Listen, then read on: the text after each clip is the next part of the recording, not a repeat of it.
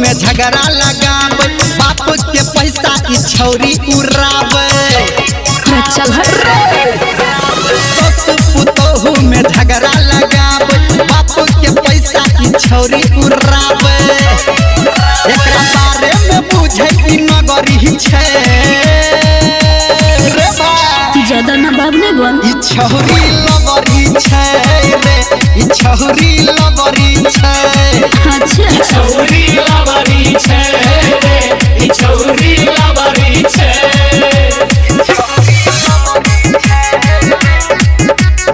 मां Gayatri recording studio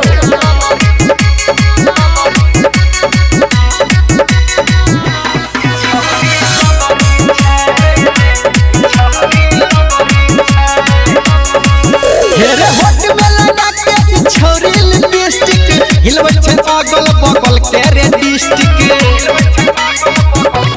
रे भाई होठ में लगा के छौरी लिपस्टिक हिलबै छे अगल बगल के रे डिस्ट्रिक्ट हिलबै छे अगल बगल के रे डिस्ट्रिक्ट हिलबै छे अगल बगल के रे डिस्ट्रिक्ट बाप के गिरे में है पगड़ी छे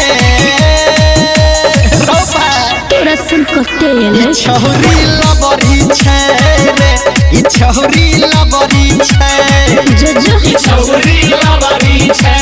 रे ई छौरी लवरी छे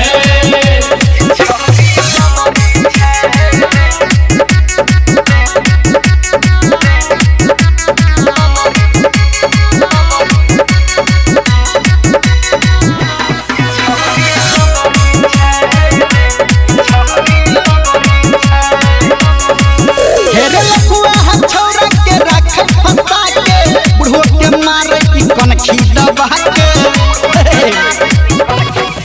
हाँ लखुआ हम छौरा के राखे फंसा के बुढ़ो के मारे की कनखी दबा के बुढ़ो के मारे ई कनखी दबा के बुढ़ो के मारे ई कनखी दबा ये कहो छौरा नी रमलिया की सहरी छे तो इससे के ई छौरी लबरी छे रे ई छौरी लबरी छे ई छौरी लवरी